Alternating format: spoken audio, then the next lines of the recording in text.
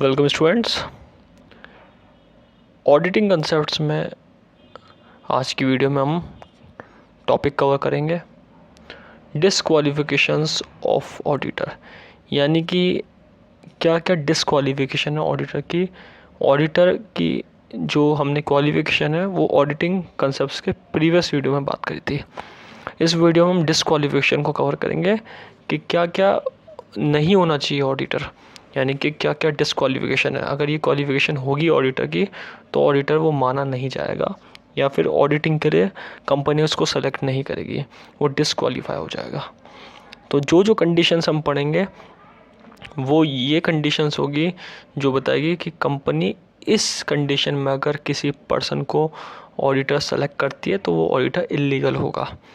और वो ऑडिटर की डिसक्वालिफिकेशन होगी, यानी कि ऑडिटर को डिसक्वालीफाई कर दिया जाएगा अगर ऑडिटर इन जो हम लिस्ट पढ़ेंगे उनमें से कोई भी पर्सन होता है। तो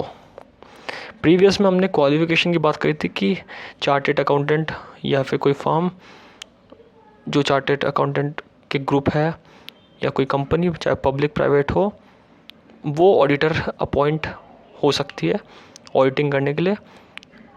इस वीडियो में हम डिसक्वालिफिकेशन पढ़ेंगे। अगर ये चीज़ें होगी तो पर्सन ऑडिटर नहीं कहलाएगा उस कंपनी का। फर्स्ट पॉइंट है ए body corporate other than LLP. Limited liability partnership को छोड़ के अगर कोई कंपनी होती है जो बॉडी कॉर्पोरेट यानी कि आर्टिफिशियल पर्सन कहलाती है तो वो कंपनी ऑडिटर नहीं बन सकती किसी भी कंपनी की। So a body corporate other than LLP, LLP में इसलिए इंक्लूड करते हैं क्योंकि वो ऑडिटर बन सकती कंपनी की। Only the partners who are chartered accountant shall be authorised to act and sign on behalf of the firm. LLP के other than body corporate disqualify रहेगी। An officer, B point, an officer और employ of the company, उस company का जिसकी auditing कराने जा रहे हो आप,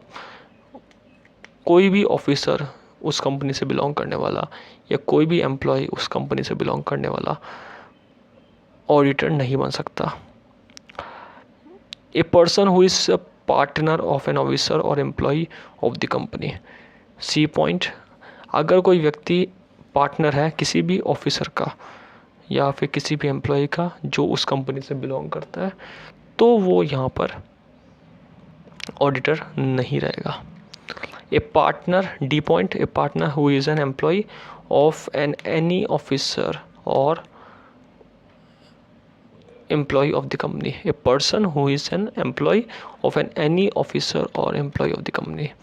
या कोई पर्सन ऐसा जो किसी भी ऑफिसर किसी भी एम्प्लॉय का भी एम्प्लॉय हो। हमने प्रीवियस में पढ़ा सी पॉइंट में पार्टनर जो किसी ऑफिसर या एम्प्लॉय का हो, इसमें डी पॉइंट में कोई एम्प्लॉय जो किसी ऑफिसर या एम्प्लॉय का हो जो कंपनी से बिलोंग करता है तो वो नहीं होगा। सपोज मिस्टर ए यहाँ पे ऑफिसर है उस कंपनी के, अब उस मिस्टर ए ने किसी एम्प्लॉय को रख रखा है मिस्टर बी को, और वो ऑडिटर के लिए ऑडिटिंग के लिए आया है, तो वो कंपनी की ऑडिटिंग नहीं कर सकता उस कंपनी की जिसमें मिस्टर ए ऑफिसर है। तो that is a person who is an employ of any officer और एम्प्लॉय ऑफ द कंपनी, तो वो ऑडिटर के लिए डिस्क्वालीफाई हो जाएगा। E point, a person who और हिज रिलेटिव और partner his holding any security, अब कोई व्यक्ति किसी भी सिक्योरिटी को होल्ड करता है उस कंपनी की, ऑफ और इंटरेस्ट इन द कंपनी, या फिर उसका उस कंपनी में इंटरेस्ट है, और इट्स सब्सिडरी या उसकी सब्सिडरी जो उस कंपनी के अंडर में कोई कंपनी आती है उसके अंदर उसका कोई इंटरेस्ट है जुड़ा हुआ है, और ऑफ इट्स होल्डिंग, या फिर उस कंपनी को होल्डिंग करने वाली, या फिर उस कंपनी की एसोसिएट कंपनी और एसोसिएट कंपनी और subsidiary of such holding company, या तो कोई सब्सिडरी कंपनी या फिर होल्डिंग कंपनी या फिर एसोसिएट कंपनी, या फिर कोई होल्ड कर रही है उस कंपनी को उसकी सब्सिडरी कंपनी, किसी भी तरीके से अगर कोई पर्सन रिलेटिव उस जुड़ा हुआ है तो वो ऑडिटर के लिए डिस्क्वालिफिकेशन हो जाएगा। तो बेसिकली हमने पॉइंट पढ़े जो बेसिकली मेन 5 पॉइंट्स अभी तक पढ़े हैं। सबसे पहले एक बॉडी कॉर्पोरेट, कोई कंपनी अदर देन एलएलपी को छोड़ के कोई ऑफिसर या एम्प्लॉय उस कंपनी का या फिर कोई पार्टनर उस ऑफिसर या एम्प्लॉय का जो कंपनी से बिलोंग करता है, या कोई एम्प्लॉय उस ऑफिसर या एम्प्लॉय का जो उस कंपनी से बिलोंग करता है, या कोई रिलेटिव पार्टनर जो होल्डिंग एनी सिक्योरिटी, जैसे उस कंपनी से कोई जुड़ा हुआ कोई सिक्योरिटी होल्ड कर रही हो उस कंपनी की, या सब्सिडरी हो, या फिर एसोसिएट कंपनी, या होल्डिंग कंपनी, या फिर subsidiary of such holding company, किसी भी तरीके से कनेक्शन है, तो ये सारे डिस्क्वालिफिकेशन ऑफ ऑडिटर के लिस्ट में आ जाएंगे और ये ऑडिटर नहीं बन सकते हैं उस कंपनी के जिस पर्टिकुलर कंपनी को ऑडिटिंग करानी है। आगे कुछ बात और पढ़ते हैं। 6F पॉइंट जो है हमारा, ए पर्सन हु और हिज रिलेटिव और पार्टनर इज़ इंडेप्टेड, यानी कि अमाउंट इंडेप्टेड, पैसा ले रखा है, डेप्ट में है, कर्जा ले रखा है, partner is indebted to the company or its subsidiary or its holding or associate or a subsidiary of such holding company in excess of rupees 5 lakh। कोई पर्सन या उसका रिलेटिव या कोई पार्टनर जो इंडेप्टेड हो टू द कंपनी, यानी कि ऋणी हो, कर्जा ले रखा हो उस कंपनी से, या उस कंपनी की होल्डिंग कंपनी से, या उसकी सब्सिडरी कंपनी से, या कोई एसोसिएट कंपनी से, या फिर उस सब्सिडरी कंपनी से जो किसी और कंपनी ने होल्ड कर रखा हो। एक इम्पॉर्टेंट यहाँ पे हमने पढ़ा कि सब्सिडरी या होल्डिंग या फिर एसोसिएट या फिर subsidiary of such holding company, इन चारों में से अगर 5 लाख से ऊपर, एक्सेस ऑफ रुपीज़ 5 लाख से ऊपर का यहाँ पे लोन ले रखा है, कर्जा ले रखा है, इंडेप्टेड है, तो वो पर्सन यहाँ पे ऑडिटर के लिए डिस्क्वालीफाई हो जाएगा। जी पॉइंट, ए पर्सन हु और हिज रिलेटिव और partner has given any guarantee, किसी व्यक्ति ने कोई गारंटी ली है किसी व्यक्ति को लोन दिलाने में, या सिक्योरिटी के पर्पस से, जैसे गारंटी देता है मिस्टर ए ने मिस्टर बी को लोन दिया तो सी ने गारंटी ली है कि बी जो है वो ए को पे कर देगा, तो that is a third person of the company. तो कोई पर्सन गारंटी लेता है या फिर सिक्योरिटी प्रोवाइड करता है connection with indebtedness of any third person to the company, कर्जा देने के लिए, तो वहाँ पे यहाँ पे चाहे वो सब्सिडरी हो और इट्स सब्सिडरी और इट्स होल्डिंग और एसोसिएट कंपनी और a subsidiary of such holding company in excess of rupees 1 lakh, 1 lakh से ज़्यादा, यहाँ पे जो हमने पॉइंट्स पढ़े सब्सिडरी या होल्डिंग या उस एसोसिएट कंपनी या subsidiary of such holding company से, तो वहाँ पे यहाँ पे वो पर्सन डिस्क्वालीफाई हो जाएगा। तो किसी पर्सन ने गारंटी ली है सिक्योरिटी देने के लिए, लोन देने के लिए, डेप्ट देने के लिए थर्ड पर्सन को, चाहे वो उस कंपनी से हो, चाहे उस कंपनी की सब्सिडरी, चाहे उस कंपनी की होल्डिंग, चाहे वो उस कंपनी की एसोसिएट कंपनी, चाहे वो उस कंपनी की सब्सिडरी जो होल्डिंग कंपनी है 1 लाख से ऊपर, वो यहाँ पर डिस्क्वालीफाई हो जाएगा ऑडिटिंग के लिए, क्योंकि उसका कनेक्शन बन चुका है कंपनी से, इसलिए भले ही चाहे गारंटी के फॉर्म में हो लेकिन वो कनेक्शन है, इसलिए वो डिस्क्वालीफाई हो जाएगा।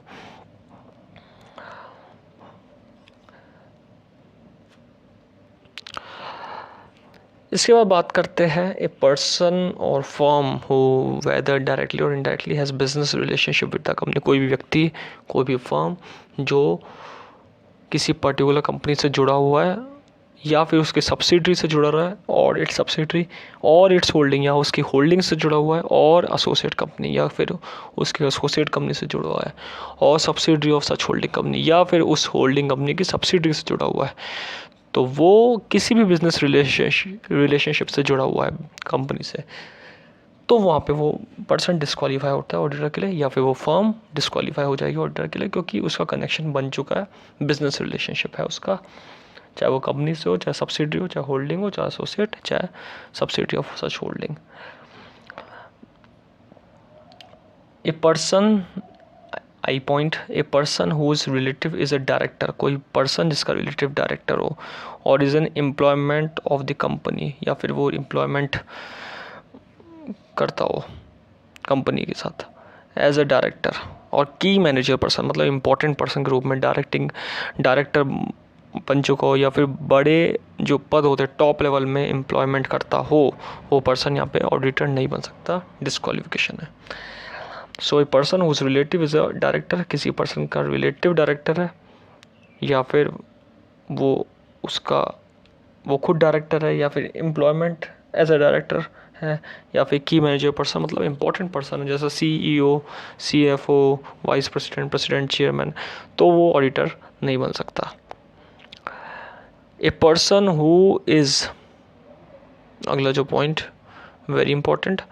ए person who is in the full time employment, कोई व्यक्ति फुल टाइम एम्प्लॉयमेंट है एल्सवेयर और अ पर्सन और a partner of a firm holding appointment as it auditor if such person और partner is at the date of such appointment or reappointment as holding appointment as a auditor of more than 20 companies other than one person company, dormant companies, small companies and private companies have paid up share capital less than 100 crore rupees, तो वो person यहाँ पे नहीं बन सकता auditor, क्योंकि वो full time employment है या फिर पार्टनर है, पार्टनर ऑफ ए फर्म, किसी फर्म का पार्टनर है, उस फर्म का पार्टनर है, या फिर कोई ऑडिटर एज ए किसी फर्म ने अपॉइंट कर रखा है, या फिर एक तरीके से अगर देखा जाए तो वो अपॉइंटमेंट उसकी 20 कंपनियों से ज़्यादा है एज ए ऑडिटर, तो वहाँ पे वो पर्सन एक तरीके से डिसक्वालीफाई हो जाएगा कंपनी के लिए ऑडिटिंग करने के लिए, क्योंकि पहले से वो इन्वॉल्वमेंट है, एक अपॉइंटमेंट हो चुका है 20 कंपनी से ज़्यादा, या फिर basically as a full time employment वो है, तो यहाँ पे उसको ऑडिटर नहीं कंपनी इन्वॉल्व कर सकती है। इन केस लेकिन वन पर्सन कंपनी को छोड़ के या डोरमेंट कंपनी को छोड़ के या फिर प्राइवेट कंपनीज को छोड़ के जिनकी less than 100 crore rupees paid up capital है,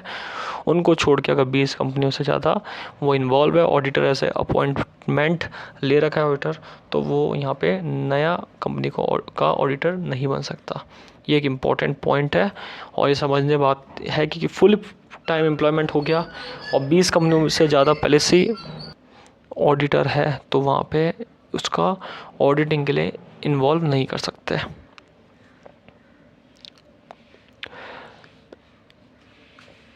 के point, a person who has been convicted by a court of an offence involving fraud and a period of 10 years has not elapsed from the date of such conviction। ये important है, easy point है, लेकिन अगर किसी person को यहाँ पे convicted कर रखा है कोर्ट ने किसी गलती में, कोई उसने अपराध करा है, कोई क्राइम करा है, या फिर कोई सिविल केस उसके ऊपर लगा हुआ है, या क्रिमिनल केस है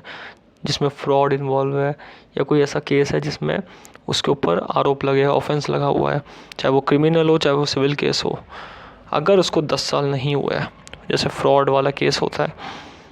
या फिर कोई जिसमें घोटाला हो बहुत बड़ा, जिसमें बहुत बड़ा मिस रिप्रेजेंटेशन हो, जिसमें बहुत तरीके से क्राइम हो, उसको अगर 10 ईयर का पीरियड नहीं हुआ है उस चीज़ को हुए तो वहाँ पे वो ऑडिटर नहीं बन सकता, क्योंकि उस पर्सन को अभी एक ऑफेंस को करे हुए 10 ईयर लैप्स नहीं हुए और कोर्ट ने कन्विक्ट कर रखा है, टाइम भी ज़्यादा पीरियड निकला नहीं है, तो एक तरीके से वो पर्सन ऑडिटर नहीं बन सकता। So person who has been convicted by court, court ने कन्विक्ट कर रखा है, दोषी मान रखा है ऑफ एन ऑफेंस, किसी भी गलती का इन्वॉल्विंग फ्रॉड, जिसमें फ्रॉड हो या फिर मिसरिप्रेजेंटेशन हो, ऐसे केस के अंदर, और 10 ईयर पीरियड इलेप्स भी नहीं हुआ, यानी कि and a period of 10 year has not elapsed from the date of such conviction, उस इन्वॉल्व जो फ्रॉड है को करे हुए 10 ईयर से ज़्यादा नहीं हुआ, तो यहाँ पे वो पर्सन एक तरीके से ऑडिटर नहीं बन सकता। लास्ट कुछ पॉइंट है जो अगर कोई पर्सन ये फॉलोइंग सर्विस देता है कंपनी को तो वो ऑडिटर नहीं बन सकता है।